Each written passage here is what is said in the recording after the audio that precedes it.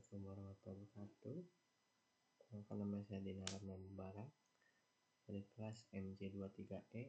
Di sini saya akan mempresentasikan untuk memenuhi UAS mata kuliah manajemen kinerja dan balas jasa. Sini judulnya penyusunan sistem manajemen kinerja dan balas jasa. Yang pertama, alur pembahasan yaitu profil organisasi, analisis jabatan, sistem manajemen kinerja, KPI, sistem kompensasi dan balas jasa. Dan yang terakhir, evaluasi sistem dan rekomendasi. Profil organisasi, Koperasi Simpan Sejahtera, Identitas Lembaga, bidang usaha simpan pinjam, wilayah operasi kota dan kabupaten Cirebon, wilayah alamat di desa Matangaji, status koperasi primer berbadan hukum. Visinya menjadi lembaga keuangan berbasis koperasi yang terpercaya, inklusif, dan berdaya saing dalam mendukung pertumbuhan ekonomi masyarakat Cirebon. Produk utamanya simpanan, pinjaman, dan jasa lainnya. Struktur organisasinya itu rapat LPS, anggota, lalu kedua dewan pengawasan, ketiga ketua atau direktur utama, lalu bawahannya ada manajer HD dan umum, manajer operasional kredit, manajemen keuangan dan admin. Lalu di bawahnya juga ada staf-staf manajer lainnya.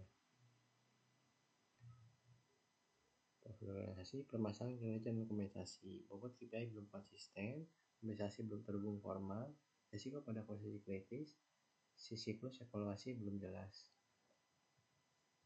Jabatan strategis, contoh analis kredit, divisi operasional dan kredit, berperan sentral dalam penyaluran kredit yang mempengaruhi kualitas aset NPL, pendapatan bunga, dan keberlangsungan usaha operasi.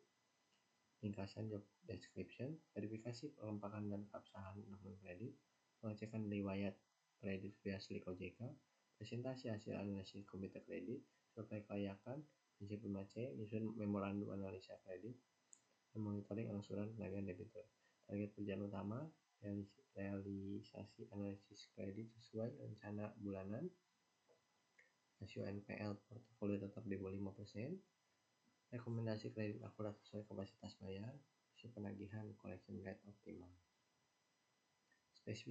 Spesifikasi dan kompetensi yang dibutuhkan, pendidikan minimal D3 atau S1 manajemen, akuntansi, ekonomi atau perbankan, pengalaman minimal 1 tahun di bidang perbankan, kredit berprestasi dipertimbangkan, penguatan teknis, prinsip 5C, laporan keuangan dasar, mekanisme Slik OJK, kemampuan lain seperti aplikasi pengantaran, sistem core banking, kendaraan, dan SIM untuk survei.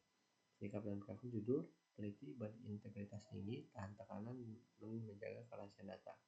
Kompetensi kunci, analytical thinking,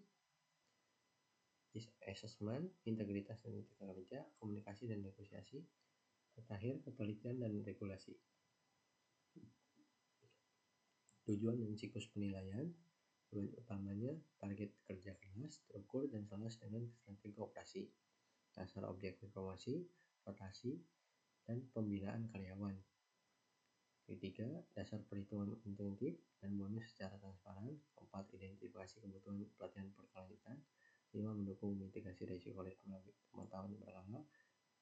Siklus tahunannya, perencanaan kinerja, pelaksanaan dan monitoring, tujuan tengah tahun, dan evaluasi akhir tahun.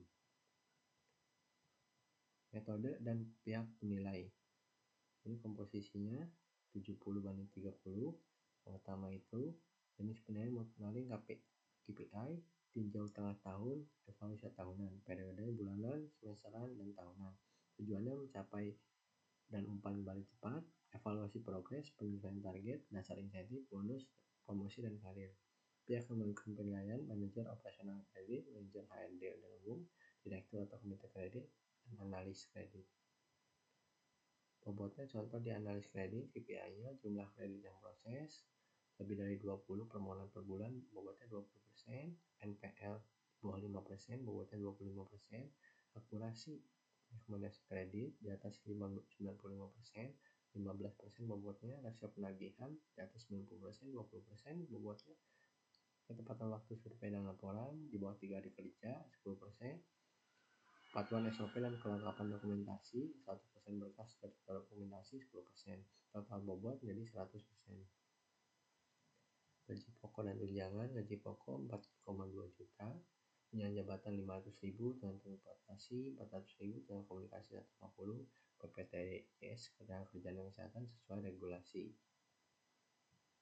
Insentif bulanan kinerja sangat baik, berada di 30%, 20%-nya ada di baik, 10%-nya ada di cukup.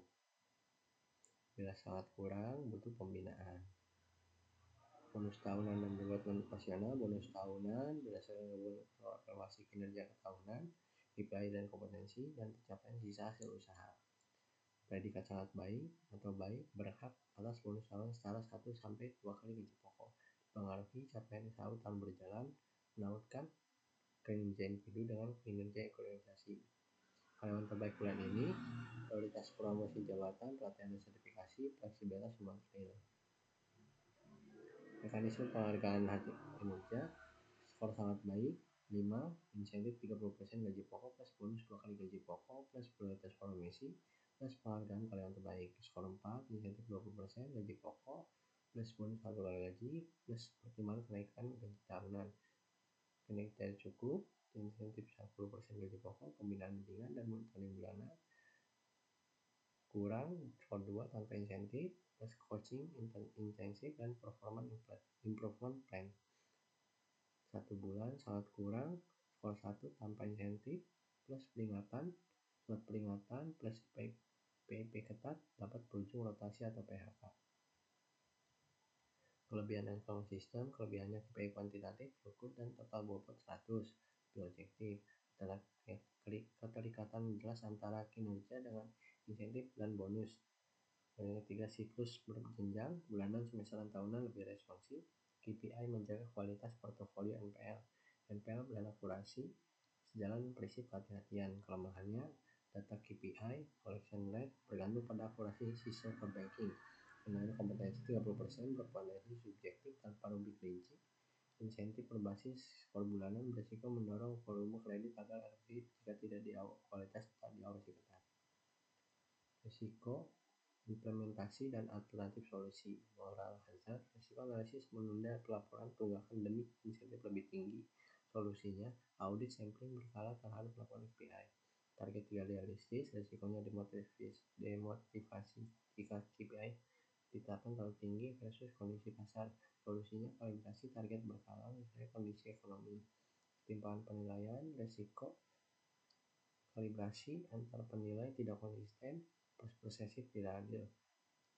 Solusinya, sesi calibration session antar manajer sebelum finalisasi.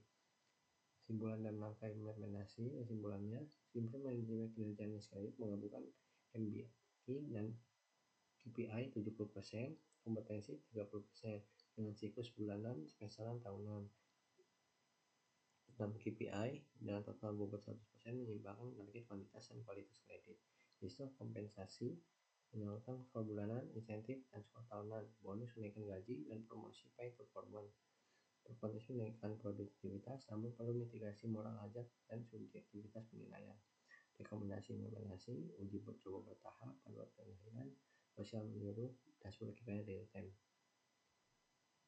Terima kasih, mungkin segitu dari saya. Terima kasih. Assalamualaikum warahmatullahi wabarakatuh.